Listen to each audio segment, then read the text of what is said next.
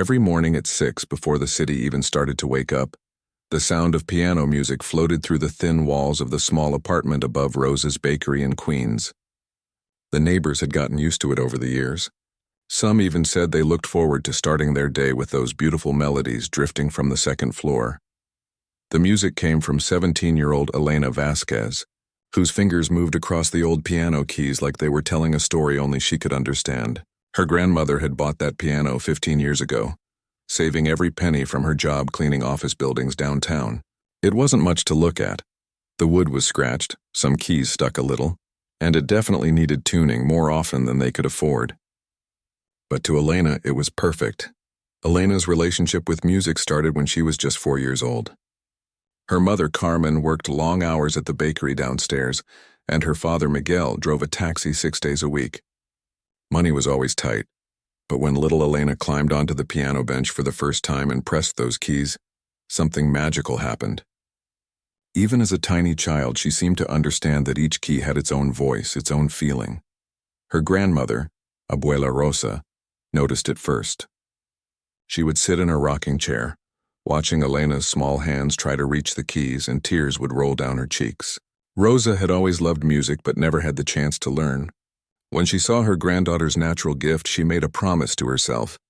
No matter what it took, Elena would have the musical education Rosa never could. By the time Elena turned 8, she was playing pieces that most teenagers struggled with. Her elementary school music teacher, Mrs. Peterson, called her parents for a meeting. She told them that Elena needed proper lessons, real training. The problem was, private piano lessons cost more money than the family could spare. That's when the whole neighborhood stepped in. Rosa's bakery had been part of the community for over 20 years. When word spread that Elena needed help to develop her gift, something beautiful happened. Mr. Thompson from the corner store started buying all his bread from Rosa's. Mrs. Kim began ordering birthday cakes for every family celebration. The whole block seemed to rally around this young girl with the extraordinary talent. With the extra money coming in, Elena's parents found a way to afford lessons with Professor Martinez at the local music school. Professor Martinez had trained at Juilliard decades ago and now taught promising students in Queens. When he first heard Elena play, he sat in stunned silence for a full minute. Then he did something he had never done before. He offered to teach her for half his usual rate. Elena absorbed everything Professor Martinez taught her like a sponge soaking up water.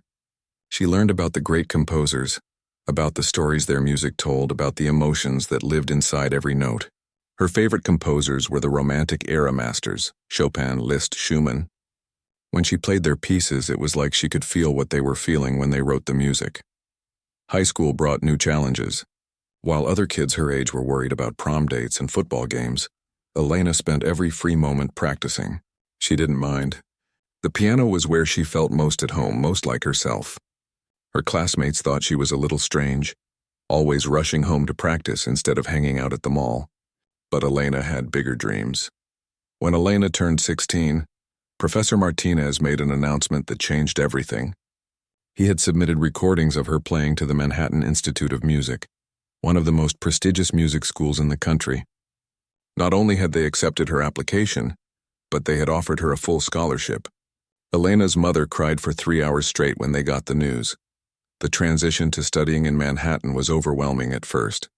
Elena rode the subway for an hour each way, carrying her sheet music in a worn backpack her father had used in high school. The other students came from wealthy families, arrived in expensive cars, and talked about their private teachers and summer programs in Europe. Elena felt out of place in her simple clothes and with her Queen's accent. But when she sat down at the piano, none of that mattered. Her professors quickly realized they had something special on their hands. Elena didn't just play the notes on the page, she brought them to life. She had a way of making even the most familiar pieces sound fresh and exciting. Professor Williams, her main instructor at the institute, started entering Elena in competitions.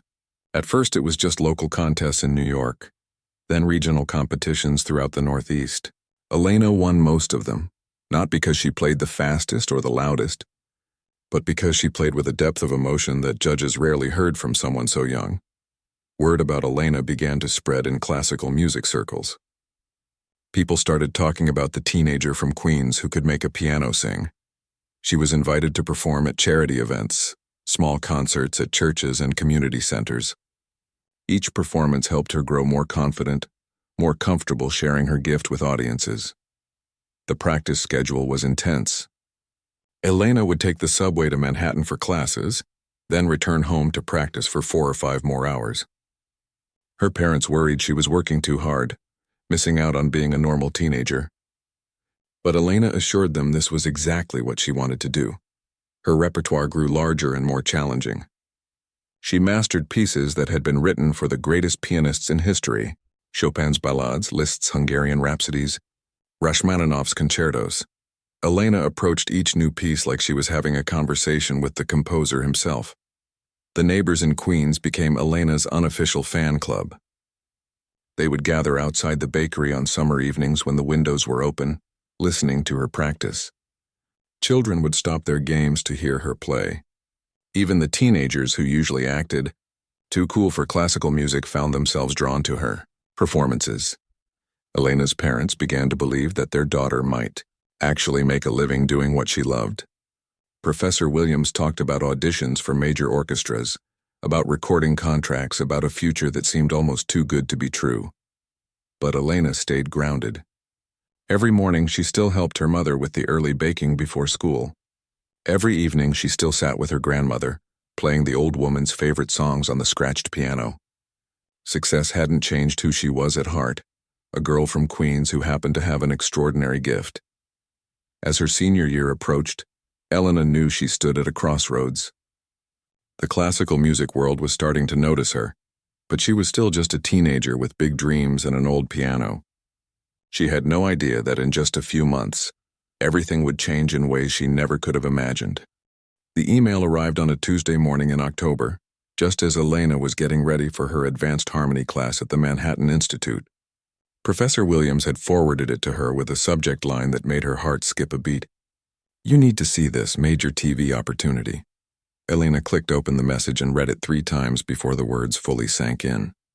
The producers of Classical Spotlight, America's most watched classical music television program, were searching for young talent for their annual Future Masters special episode.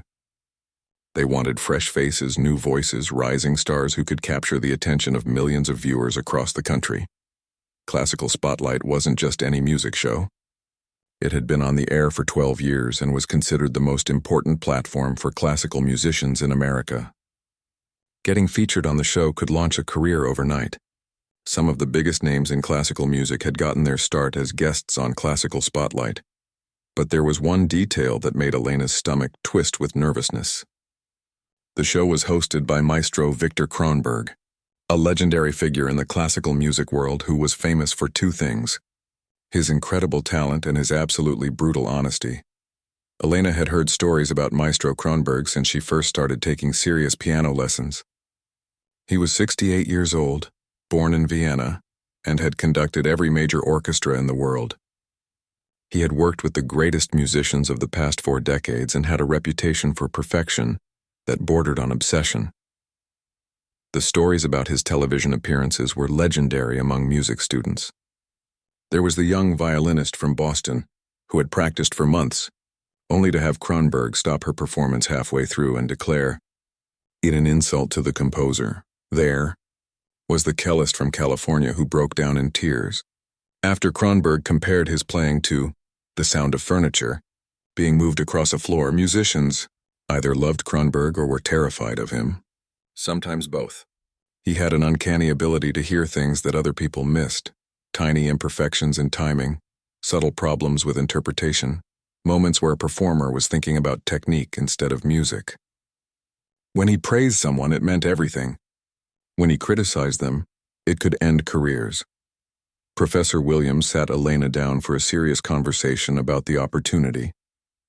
He explained that submitting an audition video was a long shot. Thousands of musicians from around the world would be applying for just 5 spots on the show. But he also believed Elena had something special that could catch the producer's attention. The audition requirements were specific. Musicians had to submit a 10-minute video of themselves performing a piece of their choice, along with a short interview explaining why they loved classical music. The deadline was just 3 weeks away. Elena spent the next few days agonizing over what piece to play. It had to showcase her technical skills but also demonstrate her musical maturity. It needed to be challenging enough to impress professional musicians, but accessible enough for television audiences who might not know much about classical music. Finally, she settled on Chopin's Ballad No. 1 in G minor. It was a piece she had been working on for over a year, one that allowed her to display both her technical precision and her emotional depth. The ballade told a story. It started quietly and mysteriously, built to dramatic climaxes, and ended with a powerful, almost violent conclusion. The video shoot took place in the small recording studio at the Manhattan Institute. Elena wore a simple black dress that her mother had bought for her first solo recital 2 years earlier. She was nervous but tried to channel that energy into her performance. As her fingers touched the keys for the opening notes of the Chopin ballade, Elena felt the familiar sense of connection that came when everything was right. The music flowed through her, each phrase building on the last, each dynamic change telling part of the story. When she finished, even the camera operator, who probably filmed dozens of auditions every week, was applauding. The interview portion was harder. Elena had never been comfortable talking about herself or her music. When the interviewer asked why she loved classical music, she struggled to find words that didn't sound rehearsed or fake. Finally, she said something that came straight from her heart. "When I play piano, I feel like I'm having conversations with people who lived hundreds of years ago. Chopin, Liszt, Mozart, they're telling me their stories, and I get to share those stories with other people. It's like being a translator between different times and different worlds." Elena submitted the video and tried not to think about it.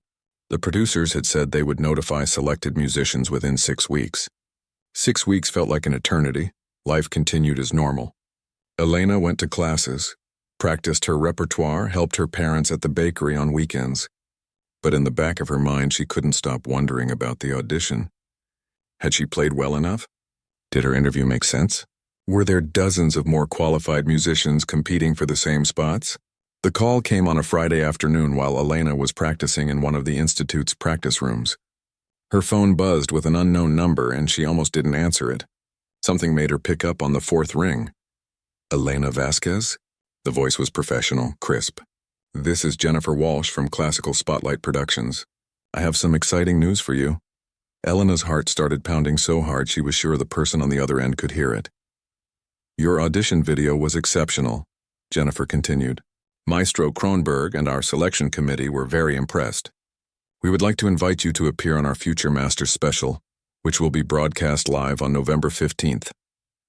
Elena sat down heavily on the piano bench. Live television, in front of millions of people, with Maestro Kronberg watching and judging every note. Jennifer explained the details. Elena would have 8 minutes to perform a piece of her choice. The show would be broadcast live from Lincoln Center, with a studio audience of about 300 people. There would be one rehearsal the day before and then the actual performance.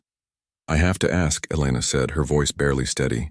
"What did Maestro Kronberg say about my audition?" There was a pause.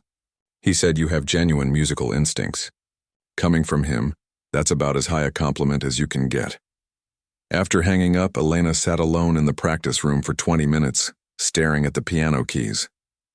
This was it, the opportunity she had dreamed about but never quite believed would come. Everything she had worked for, all those hours of practice, all those small performances in Queens and Brooklyn, had led to this moment. But as the excitement began to settle, a new feeling crept in. Fear. What if she wasn't ready? What if she froze up on live television? What if Maestro Kronberg decided she didn't belong on the same stage as real classical musicians? Elena took a deep breath and placed her hands on the piano keys. She had 3 weeks to prepare for the most important performance of her life. The 3 weeks between Elena's acceptance call and the live broadcast felt like 3 years and 3 minutes all at the same time. Every day crawled by slowly, filled with intense practice sessions and growing anxiety. But somehow the date of the show seemed to rush toward her faster than she could prepare. Choosing the right piece for her television debut became Elena's first major challenge. The Chopin ballade that had won her the audition was beautiful, but for live television she needed something that would grab viewers immediately. Television audiences, Professor Williams reminded her, might not have the patience for subtle, slowly building pieces. After much deliberation, Elena decided on Liszt's La Campanella, a piece that was as thrilling as it was terrifying. Based on a Paganini violin caprice, it was nicknamed the Little Bell because of the way certain notes rang out like church bells. It was fast, flashy, and technically demanding in ways that made even professional pianists nervous. La Campanella was not a piece for the faint of heart. It required lightning-fast fingerwork, precise jumps across the keyboard, and the kind of stamina that could only come from months of dedicated practice. But it was also undeniably exciting, the kind of piece that made audiences hold their breath and burst into applause when it was finished. Elena had studied the piece before but had never performed it publicly. Now she had less than 3 weeks to make it television ready. She threw herself into practice with an intensity that worried her family. Every morning, Elena was at the Institute's practice rooms by 7. She would work on La Campanella section by section, playing the most difficult passages over and over until her fingers could navigate them without conscious thought. The piece demanded perfect precision. One wrong note or mistimed jump could derail the entire performance. Her practice schedule became almost obsessive. 8 hours a day at the Institute, then 3 more hours at home on the old upright piano. Her mother, Carmen, would bring her meals to the piano bench because Elena refused to take long breaks. Her fingers developed blisters that turned into calluses. Her back ached from hunching over the keys. Professor Williams tried to remind her that she was pushing too hard, that burnout was a real danger. But Elena couldn't slow down. Every time she closed her eyes, she imagined herself on that stage at Lincoln Center, with Maestro Kronberg's intense gaze fixed on her hands.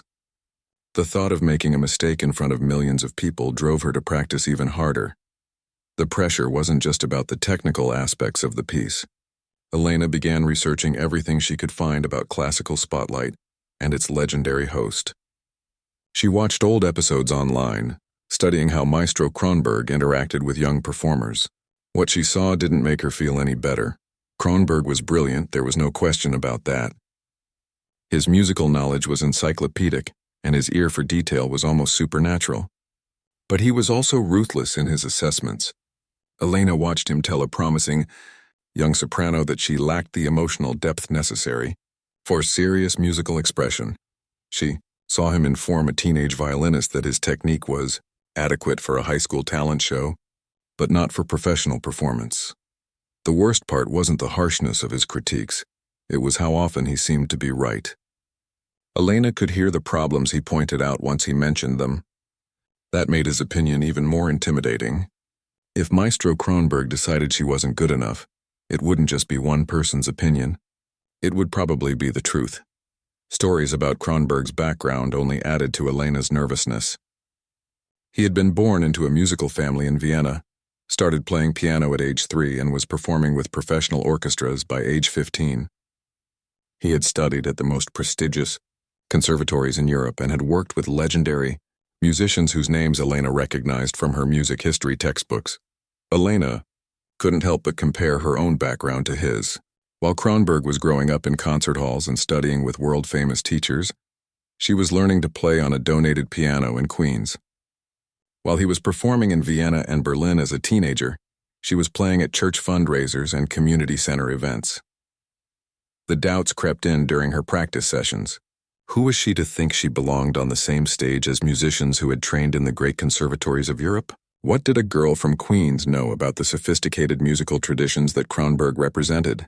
But every time those thoughts threatened to overwhelm her, Elena remembered something her grandmother had told her years ago. Music doesn't care where you come from, mija. It only cares what you bring to it. Elena tried to focus on what she could bring to La Campanella.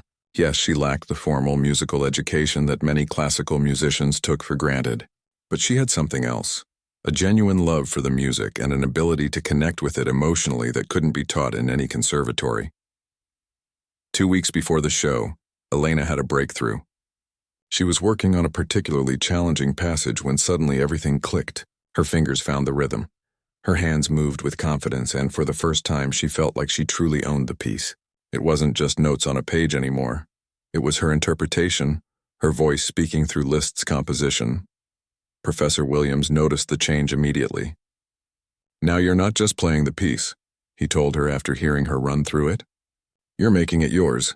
But with confidence came new pressures. Elena's family was incredibly proud but also nervous about their daughter appearing on national television. Her father, Miguel, took time off work to be in the studio audience. Her mother started making plans to close the bakery early so all their regular customers could watch. The whole neighborhood was talking about Elena's upcoming television debut. The media attention was something Elena hadn't expected. A local newspaper ran a story about the Queen's piano prodigy who would be appearing on Classical Spotlight. The article mentioned her family's bakery, her scholarship to the Manhattan Institute, and her rapid rise in the classical music world. Suddenly, people Elena had never met were stopping her on the street to wish her luck. Customers at the bakery were asking her parents for details about the show. Elena felt like she was carrying the hopes and dreams of her entire community. With 1 week to go, Elena felt as ready as she could be. She could play La Campanella flawlessly, even when she was tired or nervous. She had studied every aspect of the piece's history and was prepared to discuss it intelligently if Maestro Kronberg asked questions. But as the date approached, Elena couldn't shake the feeling that she was walking into something much bigger than just a television performance. This felt like a test, not just of her musical ability, but of whether someone like her truly belonged in the world of classical music. The night before she was supposed to travel into Manhattan for rehearsal, Elena sat at her grandmother's old piano and played through La Campanella one more time. As her fingers danced across the familiar keys, she tried to hold on to the joy she felt when she first discovered she could make music. Tomorrow that joy would be tested in ways she had never imagined. The morning of November 15th arrived gray and cold, with the kind of wind that cuts through winter coats and makes people walk faster down the sidewalks. Elena woke up at 5:30, 2 hours before her alarm, her heart already racing with the knowledge that this was the day that could change everything. She had barely slept, despite her mother's attempts to calm her nerves with warm milk and her grandmother's old remedy of chamomile tea.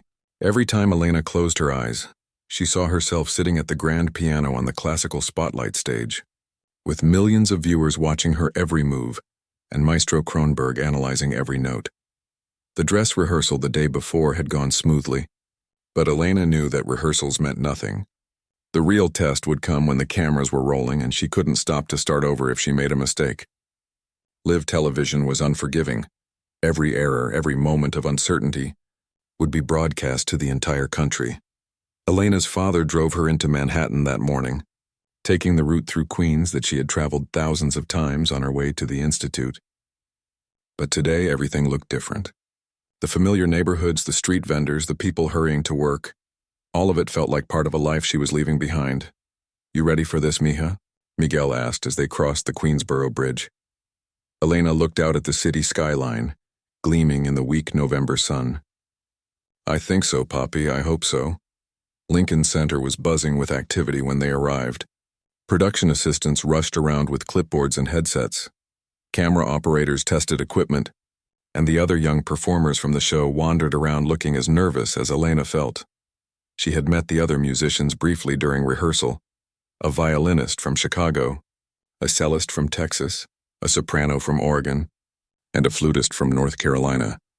They were all around her age, all incredibly talented, all carrying the same mixture of excitement and terror that Elena recognized in herself. Elena's family arrived 2 hours before showtime.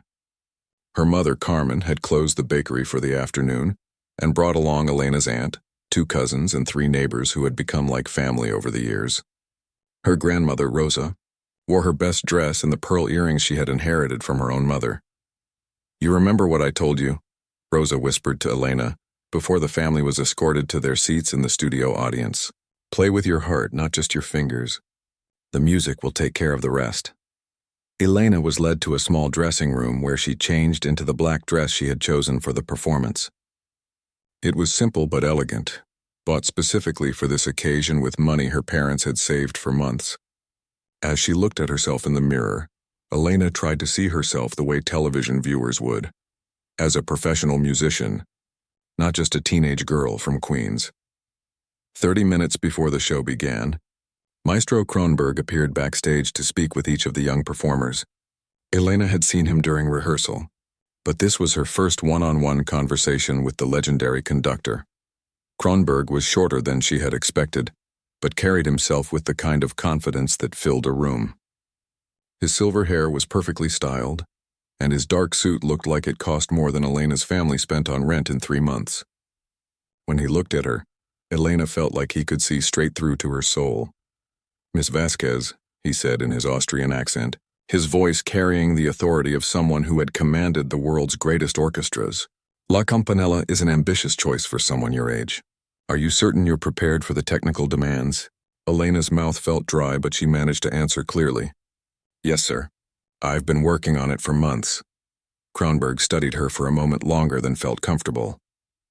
"We shall see," he said finally, and moved on to speak with the next performer.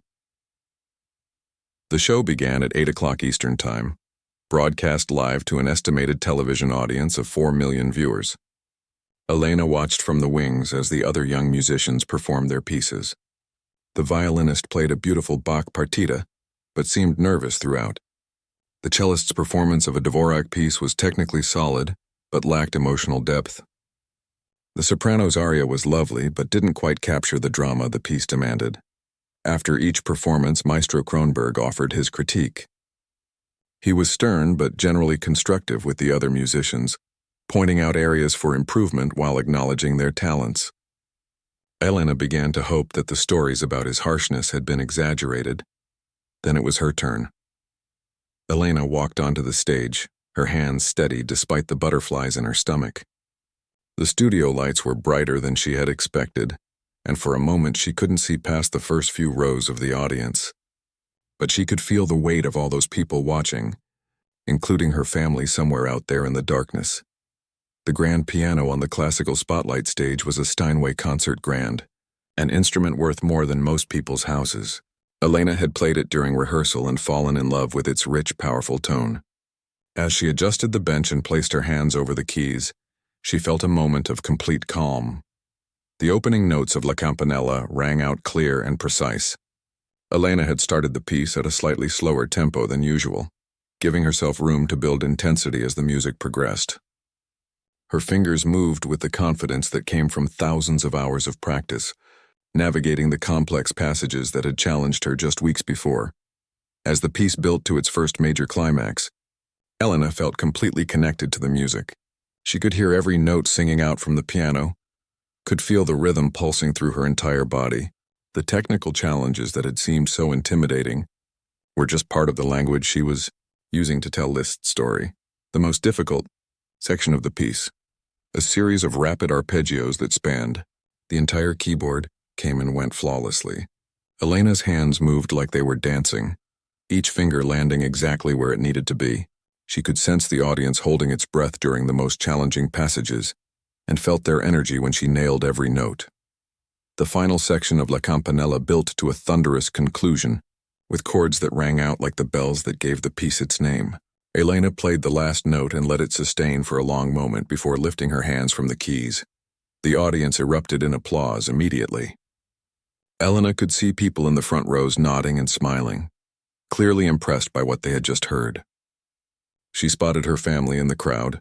Her mother had tears streaming down her face, and her father was clapping so hard his hands probably hurt.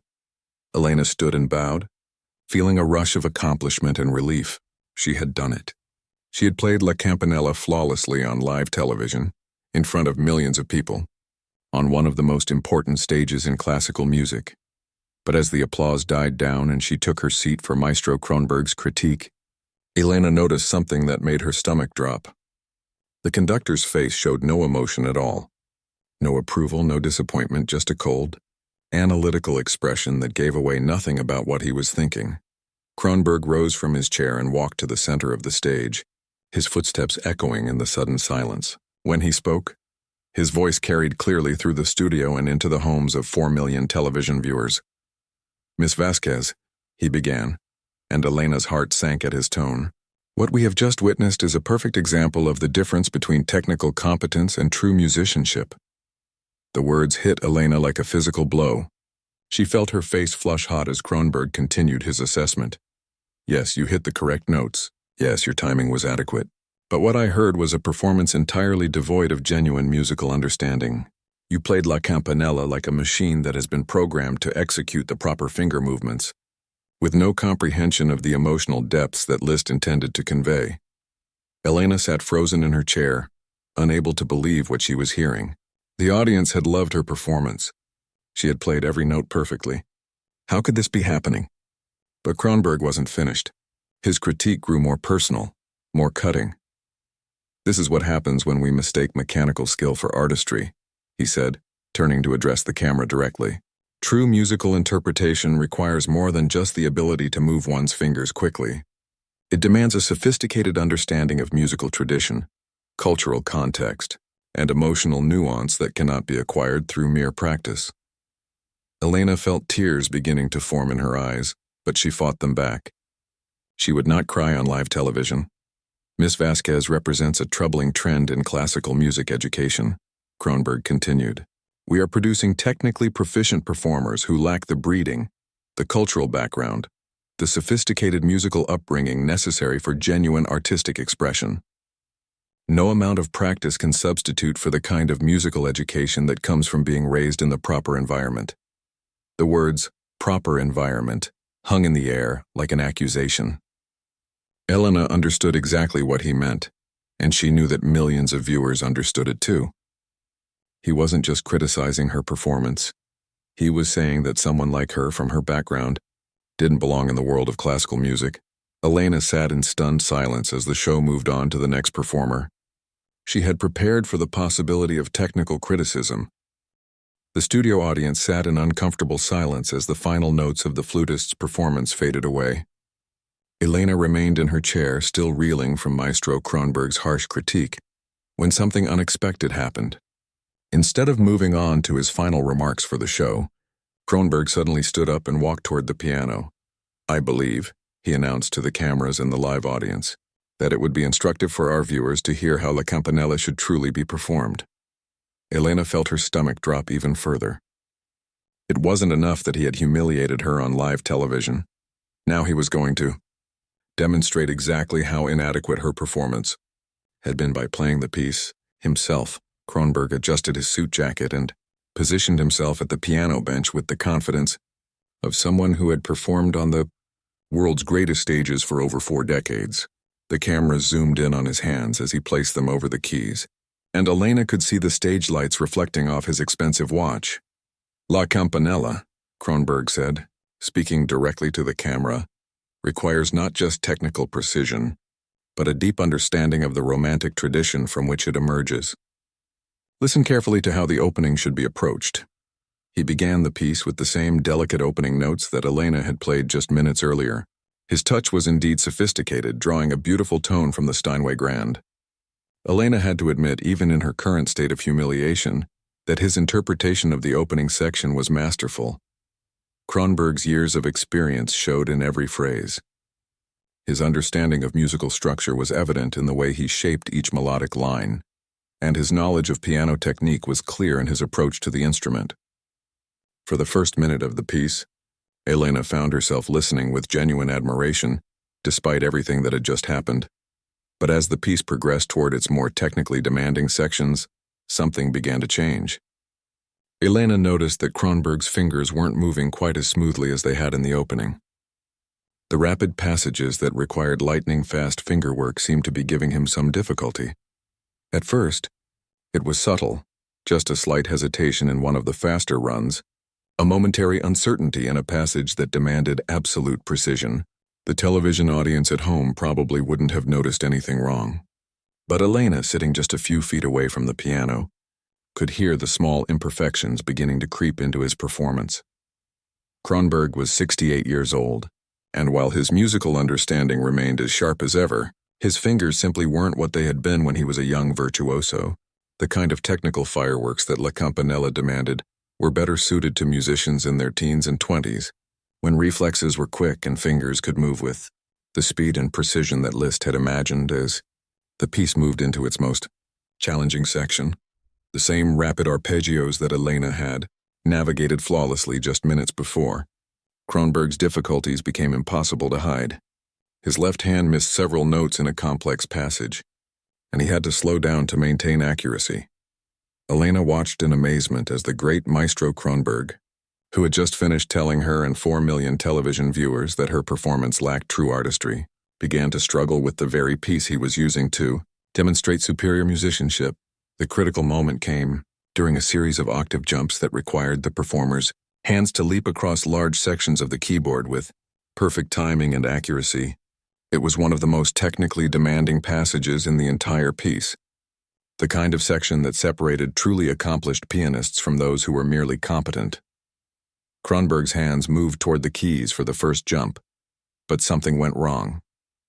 Whether it was a miscalculation of distance, a moment of uncertainty, or simply the reality that his aging fingers couldn't execute the movement with the precision it required, his right hand landed on the wrong keys with an audible clunk that rang out through the studio. The mistake was so obvious, so jarring, that even audience members with no musical training could hear that something had gone terribly wrong. Elena saw several people in the front row wince at the discordant sound. Kronberg stopped playing immediately, his hands hovering over the keys as if he couldn't quite believe what had just happened. For a moment, the studio was completely silent except for the hum of the television cameras and the soft sound of the air conditioning system. Then, with the determined expression of someone who refused to admit defeat, Kronberg tried the passage again. He backed up several measures and approached the difficult section once more, his jaw set with concentration. But the second attempt was even worse than the first. Not only did he miss the same octave jump, but his timing was off, and the musical line that should have flowed seamlessly from one phrase to the next became choppy and disjointed. Elena could see sweat beginning to form on Kronberg's forehead under the bright studio lights. His face, which had been so calm and condescending during his critique of her performance, was now flushed with embarrassment and frustration. The production team was clearly uncertain about what to do. The show was being broadcast live, so there was no way to edit out Kronberg's mistakes or start the segment over. The cameras kept rolling, capturing every moment of the maestro's growing discomfort. Kronberg made one more attempt at the difficult passage, but by now his confidence was completely shattered. His hands were tense, his timing was erratic, and the beautiful musical phrasing he had demonstrated in the opening section had completely disappeared. Finally, after what felt like an eternity but was probably only about 30 seconds, Kronberg stopped playing altogether. He sat at the piano bench for a moment, staring down at the keys as if they had personally betrayed him. When he looked up, his face was a mixture of anger and humiliation that Elena had never seen before. This was a man who had built his entire reputation on musical excellence, who had spent decades telling other musicians that they weren't good enough, and he had just failed spectacularly at playing a piece that a 17-year-old girl from Queens had performed flawlessly. Kronberg began, clearly struggling to find words that would salvage the situation. The technical demands of this particular passage are considerable. But there was no way to explain away what had just happened. Everyone in the studio, everyone watching at home, had just witnessed the great Maestro Kronberg fail to complete a piece that he had dismissed as mechanically played when Elena performed it perfectly. Elena felt a complex mixture of emotions as she watched Kronberg struggle to regain his composure. Part of her felt satisfied that the man who had just humiliated her was now experiencing his own moment of public failure. But another part of her, the part that truly loved music and respected the art form, felt genuinely sad to see such an accomplished musician struggling. Kronberg finally stood up from the piano bench, his face still flushed red. "Perhaps," he said stiffly, "we should move on to our closing remarks." But the damage was done. The entire dynamic of the show had shifted in just a few minutes. The man who had seemed so authoritative, so certain of his musical superiority, had been revealed as someone whose abilities, whatever they might have been in the past, were no longer equal to the technical demands he was critiquing in others. Elena remained in her chair, still processing what she had just witnessed. The sting of Kronberg's earlier criticism was still fresh, but seeing his own failure had given her a new perspective on the situation. Maybe the problem wasn't that she lacked proper breeding or sophisticated musical upbringing. Maybe the problem was that some people in the classical music world were so focused on maintaining their own sense of superiority that they couldn't recognize genuine talent when it came from an unexpected place. As the show moved toward its conclusion, Elena realized that something important had just happened. Not just Kronberg's failure to complete the piece, but the exposure of the attitude that said musical ability was somehow connected to social class or cultural background. She had played La Campanella perfectly, with both technical precision and genuine musical feeling. The fact that Kronberg couldn't acknowledge that said more about him than it did about her performance. The silence that followed Maestro Kronberg's abandoned performance seemed to stretch on forever.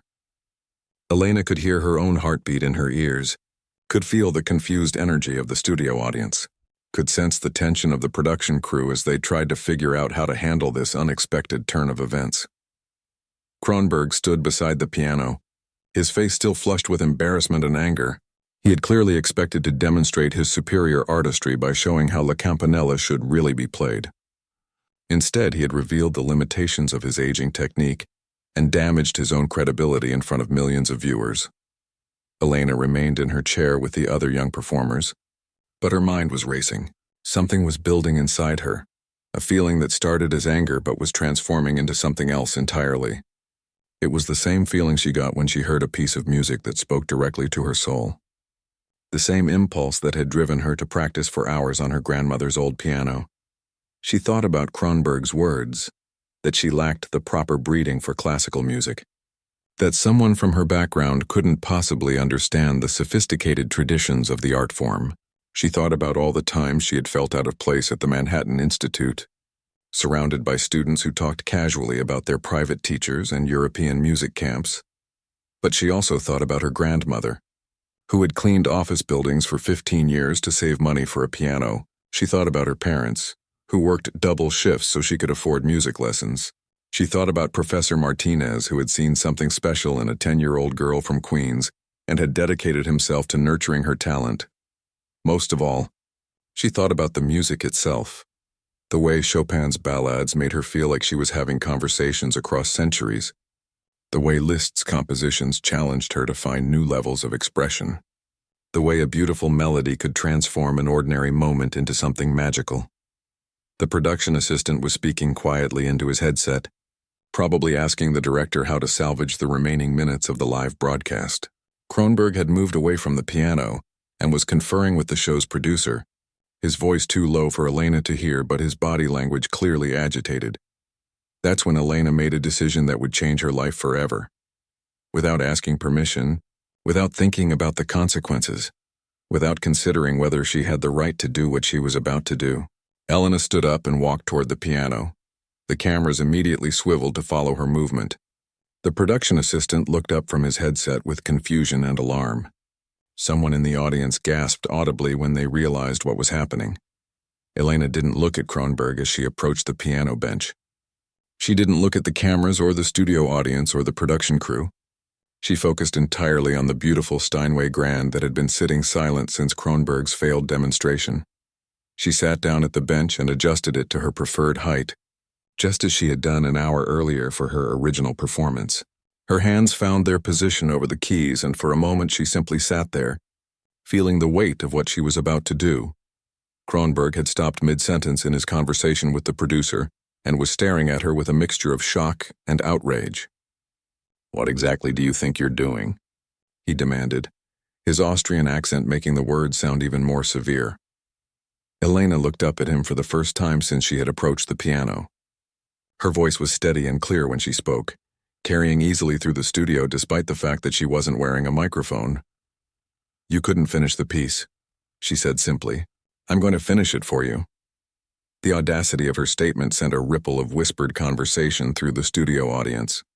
Here was a 17-year-old girl who had just been humiliated on live television by one of the most respected figures in classical music, announcing that she was going to complete a performance that the great maestro himself had failed to execute.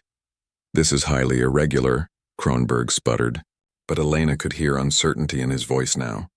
The confidence and authority that had characterized his earlier critique had been shaken by his own public failure. "So was your demonstration," Elena replied, her fingers already finding the keys. She didn't wait for permission from Kronberg, from the producer, or from anyone else.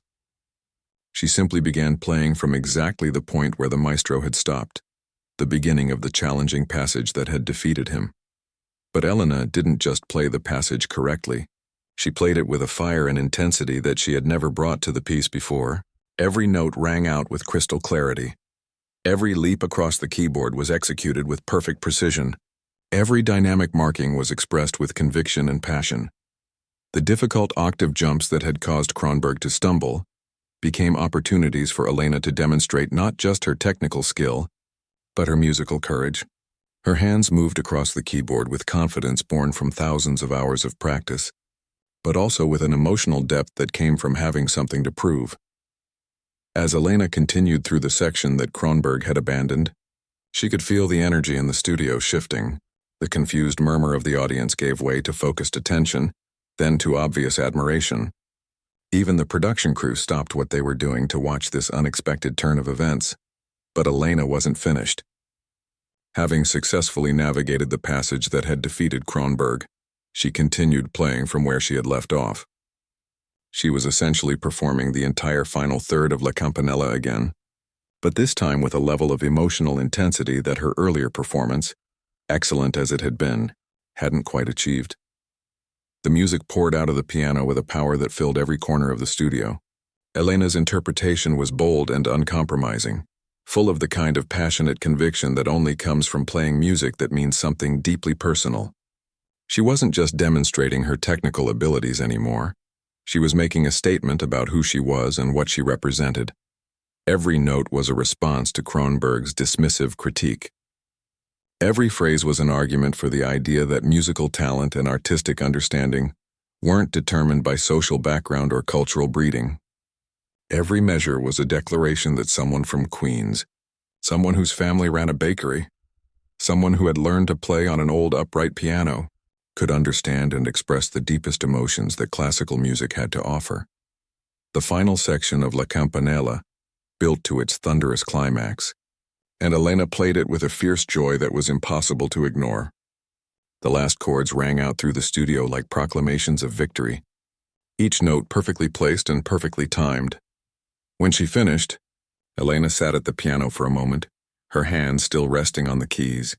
She could hear her own breathing, could feel the heat from the stage lights on her face, could sense the absolute silence that had fallen over the entire studio. Then the applause began. It started with someone in the audience. Elena thought she recognized her father's voice shouting, "Bravo!"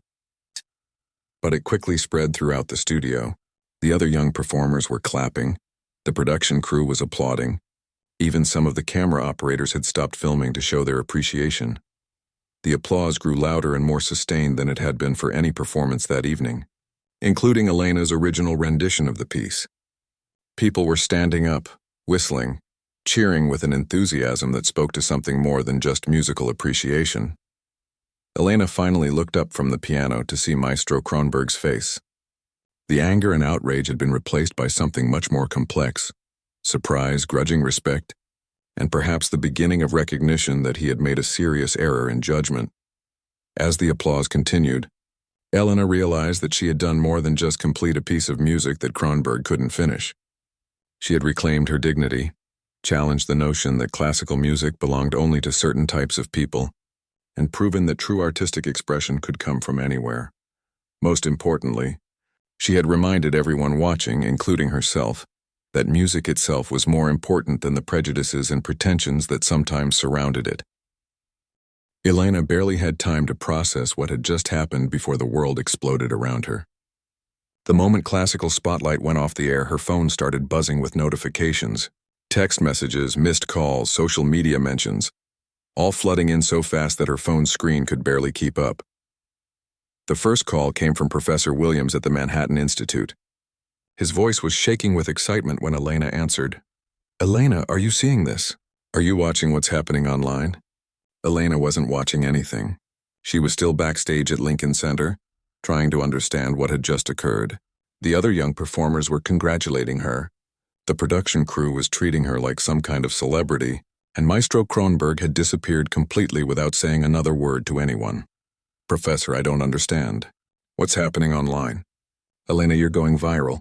The video clips are everywhere. Twitter, Facebook, Instagram, TikTok. Everyone is talking about what you just did. Elena's mother appeared beside her, tears still streaming down her face from the emotional roller coaster of the evening. Behind her came Elena's father, grandmother, and the small group of family and neighbors who had come to support her. "Mija, you were incredible," her mother whispered, pulling Elena into a tight hug. "When that man said those terrible things about you, about our family, and then when you went back to that piano." Elena's grandmother Rosa took her granddaughter's hands in her own weathered ones. "Your music spoke louder than his words ever could," she said softly. "You showed everyone what I've always known, that music comes from the heart, not from money or fancy schools." But it was Elena's father who helped her understand the broader significance of what had happened. Miguel had been recording the show on his phone and was now scrolling through social media on the ride home to Queens. "Elena, look at this," he said, showing her his screen. "People are calling you a hero. They're saying you stood up for everyone who's ever been told they don't belong somewhere." The comments were pouring in faster than Elena could read them. This girl just demolished every elitist argument about classical music. The way she went back to finish what he couldn't, pure courage. Finally, someone called out these snobby gatekeepers. That's what real talent looks like, and it doesn't care about your zip code. By the time they reached Queens, Elena's story was trending on multiple social media platforms. Someone had already created clips of the most dramatic moments: Kronberg's failed performance, Elena's bold return to the piano, the standing ovation that followed.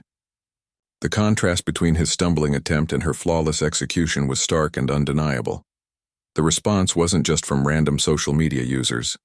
Professional musicians began weighing in with their own comments and analyses. Dr. Patricia Williams, a music professor at Yale, tweeted, "What we witnessed tonight was a masterclass in both musical excellence and personal courage. Elena Vasquez didn't just play those notes perfectly, she reminded us why we fell in love with music in the first place." Renowned pianist David Chen, who had won several international competitions, posted a video response. "I've been playing professionally for 20 years, and I'm not sure I could have handled that situation with half the grace and dignity that Elena showed. Her musical interpretation was beautiful, but her strength of character was even more impressive." Even musicians who had never publicly criticized the classical music establishment began speaking out about the elitism and gatekeeping that Elena's experience had highlighted. The conversation quickly expanded beyond just her individual performance to broader questions about accessibility, diversity, and who gets to decide what constitutes legitimate classical music education. The backlash against Maestro Kronberg was swift and severe. Musicians who had worked with him began sharing their own stories about his dismissive attitude toward performers from non-traditional backgrounds. Music critics who had previously praised his expertise started questioning whether his old-fashioned views had finally caught up with him. Within 48 hours, 3 major orchestras had quietly announced that Maestro Kronberg would not be returning for previously scheduled guest conducting appearances. The Vienna Philharmonic, where he had been a regular guest conductor for over a decade, issued a diplomatically worded statement about evolving artistic directions that everyone understood as a polite dismissal. But the real impact was on Elena's own life and career. By Thursday morning, just 3 days after the broadcast, her email inbox was full of opportunities that would have seemed impossible just a week earlier. The Chicago Symphony Orchestra invited her to perform as a soloist in their upcoming spring season. The Los Angeles Philharmonic offered her a featured spot in their summer program for young artists. 3 different recording labels expressed interest in working with her on a debut album. Most surprisingly, Elena received a personal phone call from Maestro Chen Wei-ming, the music director of the National Symphony Orchestra in Washington. DC Maestro Chen was known for his progressive approach to classical music and his commitment to showcasing diverse talent. "Miss Vasquez," he said in his careful English, "I watched your performance with great admiration. Not just your technical skill, which is considerable, but your artistic courage. I would like to invite you to perform Rachmaninoff's Second Piano Concerto with our orchestra in December. It would be a tremendous honor to work with someone who understands that music transcends all artificial boundaries." Elena had to sit down when she heard the offer. Rachmaninoff's Second Piano Concerto was one of the most beloved and challenging pieces in the piano repertoire. To perform it with a major symphony orchestra would be a dream come true for any pianist, regardless of age or experience. The media attention continued to grow throughout the week. Elena was invited to appear on morning television shows, give interviews to classical music magazines, and speak at events about diversity in the arts. Every interview gave her a chance to talk about her background, her family, and her belief that classical music should be accessible to everyone. "I never thought my story was unusual," Elena told one interviewer. "There are talented kids in every neighborhood, in every community. They just need someone to believe in them and give them a chance to show what they can do." The most meaningful recognition came from other young musicians who reached out to share their own stories. Elena heard from a violinist in rural Mississippi who had been told he'd never succeed without connections.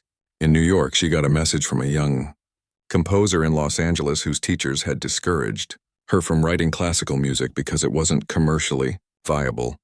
A teenage cellist from Detroit told Elena that watching her performance had inspired him to audition for conservatory programs he had previously thought were out of reach. Elena realized that her moment on classical spotlight had become about much more than just her individual success. It had opened up a conversation about who belongs in classical music and what qualifies someone as a real musician. The irony wasn't lost on anyone that Maestro Kronberg, in trying to demonstrate Elena's inadequacy, had instead created a platform for her to show the world exactly how wrong he was. His attempt to diminish her had backfired spectacularly, turning her into a symbol of everything he claimed she wasn't. A genuinely gifted artist whose talent transcended social and economic boundaries. Professor Williams summed it up best during one of Elena's lessons the following week. "You know, Elena, there's an old saying that music is the universal language. What you did that night was remind everyone that it truly doesn't matter what language you spoke at home or what neighborhood you grew up in. When you sit down at a piano and play with that kind of honesty and skill, everyone understands exactly what you're saying." As Elena prepared for her upcoming performance with the National Symphony Orchestra, she thought about how much her life had changed in just 1 week. But more importantly, she thought about how much hadn't changed. She still lived in the same apartment above the bakery. She still practiced on her grandmother's old piano every day. She still felt the same joy when she discovered a beautiful new piece of music. The difference was that now the whole world was paying attention, and that attention came with both opportunities and responsibilities that Elena was just beginning to understand. 6 months after that life-changing night at Lincoln Center, Elena stood on the stage of the Kennedy Center in Washington, D.C., preparing to perform Rachmaninoff's Second Piano Concerto with the National Symphony Orchestra. As she looked out at the packed concert hall, she couldn't help but think about how dramatically her world had transformed since that November evening, when everything changed. The past half-year had been a whirlwind of performances, interviews, and opportunities that still felt almost too good to be true. Elena had performed with symphony orchestras in Chicago, Los Angeles, and Boston. Her debut recording of Chopin pieces had reached number 1 on the classical music charts and had been praised by critics who compared her interpretation to legendary pianists of the past. But perhaps more meaningful than her individual success was the broader conversation that her story had sparked throughout the classical music world. The incident with Maestro Kronberg had forced many institutions to examine their own practices and attitudes about accessibility and inclusion. The Manhattan Institute of Music had established a new scholarship program specifically for talented students from underserved communities. 3 major conservatories had created outreach programs to identify and support young musicians who might not otherwise have access to high-level training. Music competitions began actively recruiting participants from diverse backgrounds, instead of relying solely on traditional networks. Elena herself had become an inadvertent spokesperson for these changes. The foundation she had established, called Music Without Borders, provided instruments, lessons, and mentorship to young musicians regardless of their economic circumstances. In just 6 months, the foundation had helped over 200 children access music education in communities across the country. "We're not trying to create more professional musicians," Elena explained during a television interview about the foundation's work. "We're trying to create more opportunities for kids to discover what music can mean in their lives. Some of them might become professionals, but all of them will become people who understand the joy and beauty that music can bring." The response to the foundation had been overwhelming. Professional musicians donated instruments and volunteered their time to teach master classes. Music stores offered discounts on supplies. Community centers provided rehearsal space. It seemed like Elena's story had reminded people throughout the industry why they had fallen in love with music in the first place. Meanwhile, Maestro Kronberg's career had taken a very different trajectory. The immediate fallout from the classical spotlight incident had been severe, but the longer-term consequences had been even more significant. Several music schools had quietly ended their relationships with him.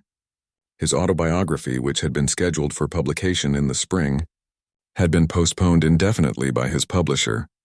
More importantly, his comments about proper breeding and cultural background had sparked a broader examination of similar attitudes throughout the classical music establishment. Music critics began writing articles about the ways that elitism and gatekeeping had kept talented musicians from diverse backgrounds out of the spotlight for decades. Kronberg himself had largely disappeared from public view. He had issued a brief, carefully worded statement through his publicist expressing regret for any misunderstanding about his comments, but he had given no interviews and made no public appearances since that night in November. Some people in the classical music community felt that the backlash against Kronberg had been too harsh. They argued that he was a product of his generation and cultural background, and that his musical knowledge and experience shouldn't be completely dismissed because of one poorly handled television appearance. But Elena had mixed feelings about Kronberg's fate. While she certainly didn't appreciate the way he had treated her, she took no joy in seeing anyone's career destroyed. During one interview, she had said, "I hope Maestro Kronberg can learn from what happened and maybe help make classical music more welcoming for the next generation of musicians.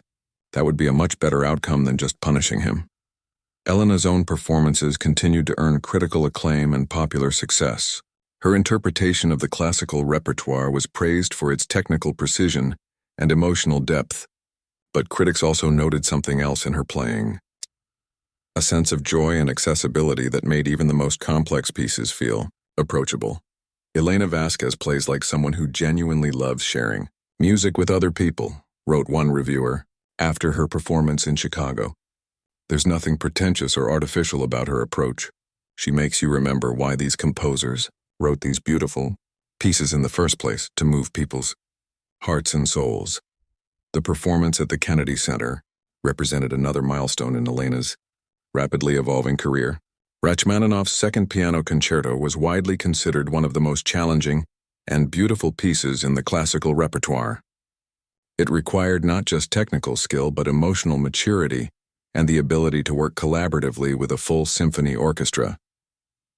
As Elena prepared for her entrance in the first movement, she thought about all the people who had helped make this moment possible. Her grandmother, Rosa, was sitting in the front row, wearing the same pearl earrings she had worn to the classical spotlight taping. Her parents were there, looking proud but still slightly overwhelmed by their daughter's sudden fame. Professor Williams from the Manhattan Institute was in the audience, along with several of Elena's fellow students who had driven down from New York for the performance. Even Professor Martinez, her first real piano teacher from Queens, had made the trip to Washington to hear her play. But Elena also thought about the thousands of people she had never met who had been touched by her story in some way. Young musicians who had been inspired to pursue their dreams despite obstacles.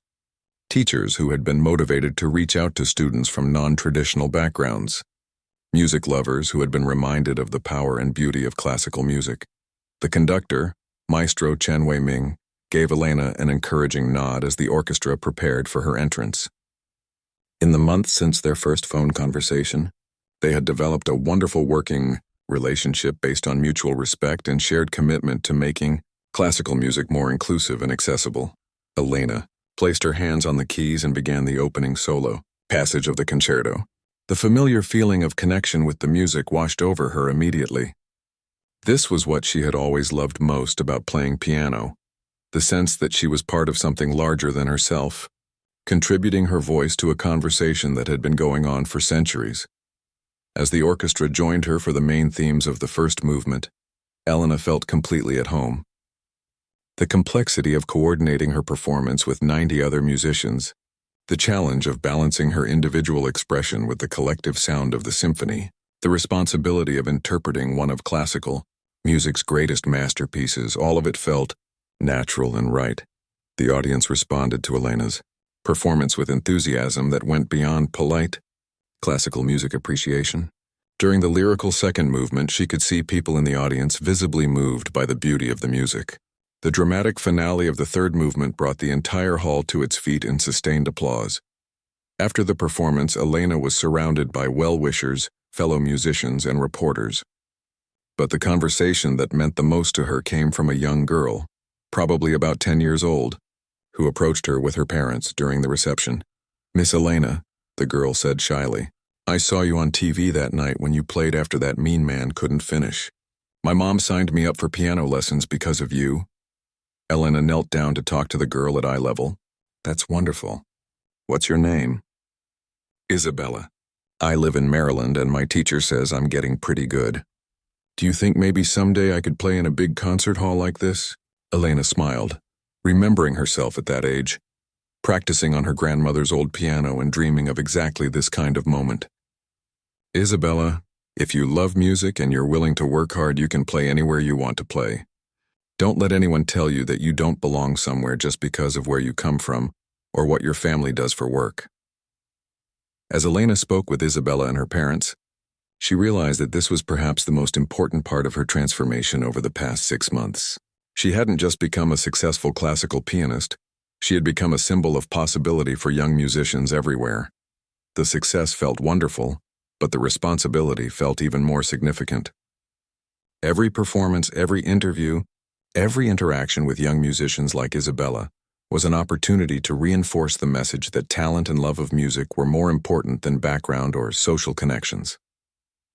Later that evening, as Elena rode the train back to New York, she thought about the journey that had brought her to this point. From practicing on an old upright piano in Queens, to performing with major symphony orchestras, from feeling out of place at the Manhattan Institute to being featured on the covers of classical music magazines, it had been an incredible transformation, but in many ways, Elena felt like she was the same person she had always been. She still lived in the apartment above the bakery,